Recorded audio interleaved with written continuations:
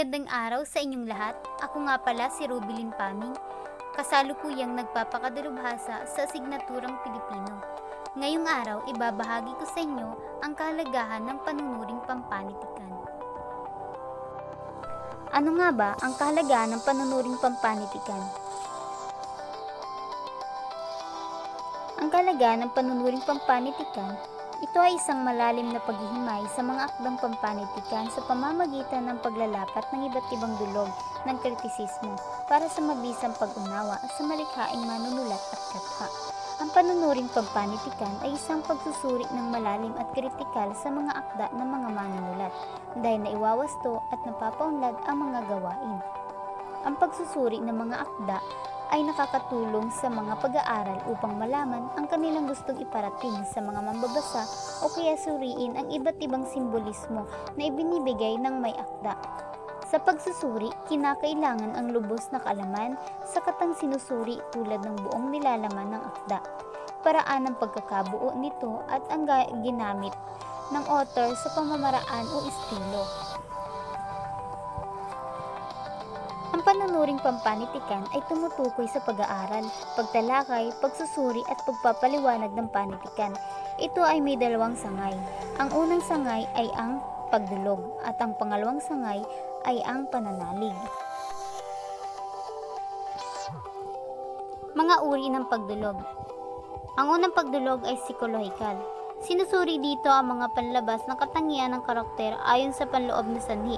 Ipinapaliwanag ang mga nangyayari sa tauhan na ipinapakita sa kanyang paraan ng pagsasalita, daloy ng pag-iisip at kilos na may sinasagisag na mitiin at saloobin, nahango sa galaw ng panahon. Ipinapakita sa akda na ang tao ay nagbabago o nagkakaroon ng panibagong pag-uugali, paniniwala, pananaw at pagkatao dahil may nagudyok na mabago o mabuo ito. Ang ikalawang pagdulog ay sosiolohikal.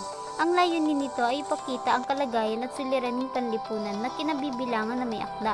Sinusuri dito ang pamamaraan ng mga tauhan sa pagsugpo sa suliranin o kalagayan ng lipunan na nagsisilbing aral at gabay ng mga mambabasa na mapuksa ang mga suliranin. Ang ikatlong pagdulog ay formalistiko o formalismo. Tumutukoy ito sa pagtuklas at pagpapaliwanag sa anyo ng akda, ang tanging layunin ng pagsusuring formalistiko. Hindi binibigyang diin sa teoryang ito ang buhay ng may akda, at ang pinakaubod ng pagdulog na ito ay ang pisikal na katangian ng akda. Ang ikaapat na pagdulog ay moralistiko.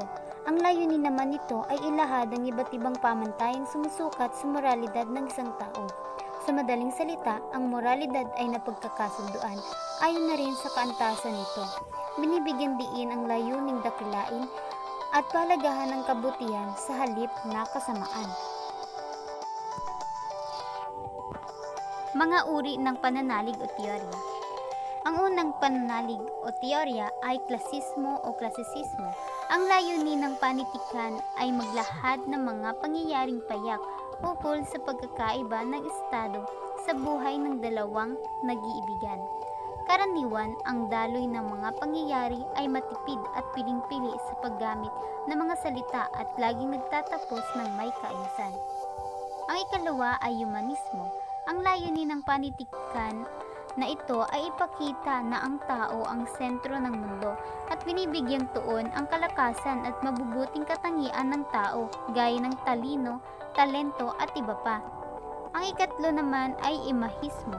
Ang layunin ng panitikan na ito ay gumamit ng mga imahen na higit na maghahayag sa mga damdaming kaisipan, ideya, saloobin at iba pang nais na ibahagi ng may akda na higit na madaling mauunawaan kaysa gumamit lamang ng karaniwang salita.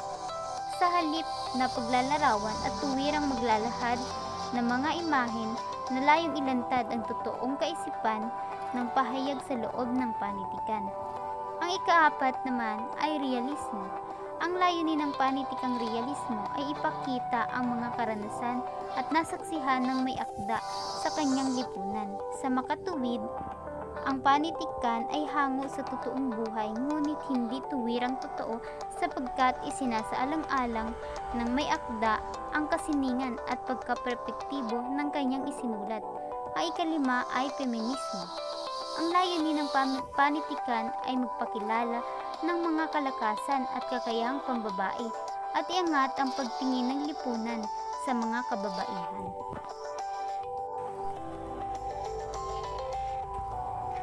Ang ika-anim na pananalig o teorya ay archetypal. Ang layunin ng panitikang ito ay ipakita ang mga mahalagang bahagi ng akda sa pamamagitan ng mga simbolo.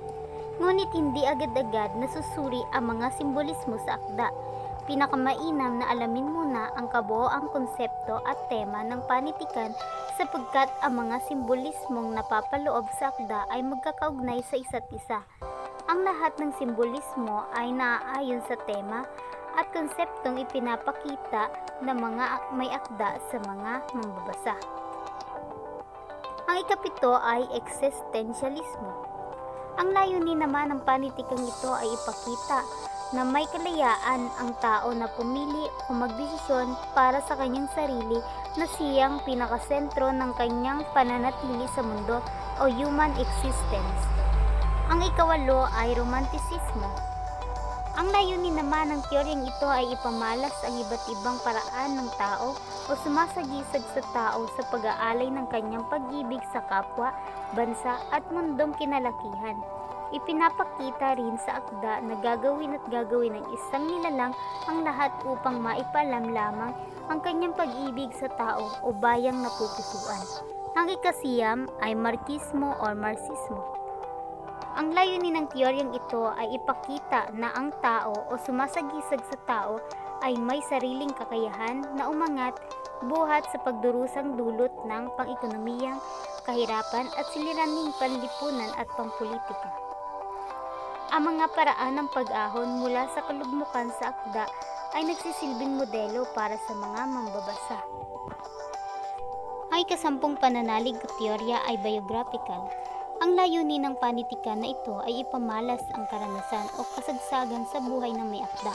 Ipinahihiwatig sa mga akdang biographical ang mga bahagi sa buhay ng may akda na siya niyang pinakamasaya, pinakamahirap at pinakamalungkot na inaasahang magsisilbing katuwang ng mambabasa sa kanyang karanasan sa mundo.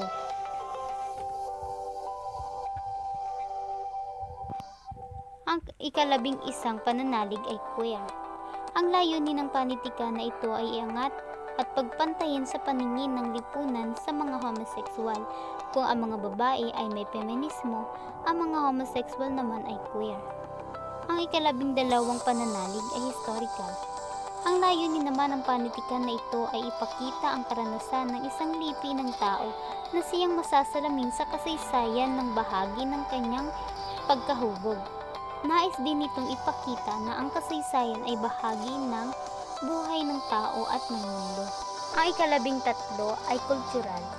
Ang layunin ng panitikan na ito ay ipakilala ang kultura ng may akda sa mga hindi nakakaalam.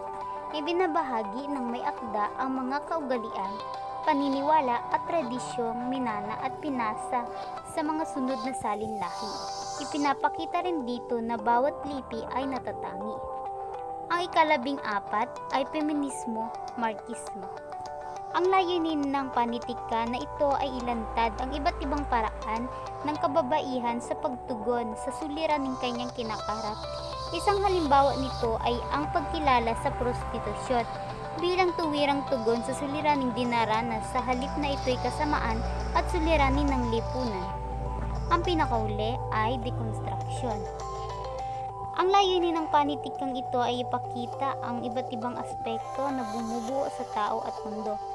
Pinaniniwalaan ng ilang mga pilosopo at manunulat na walang iisang pananaw ang mga nag-udyok sa may akda na sumulat kundi ang pinaghalo-halong pananaw na ang nais iparating ay ang kabuuan ng pagkatao at mundo.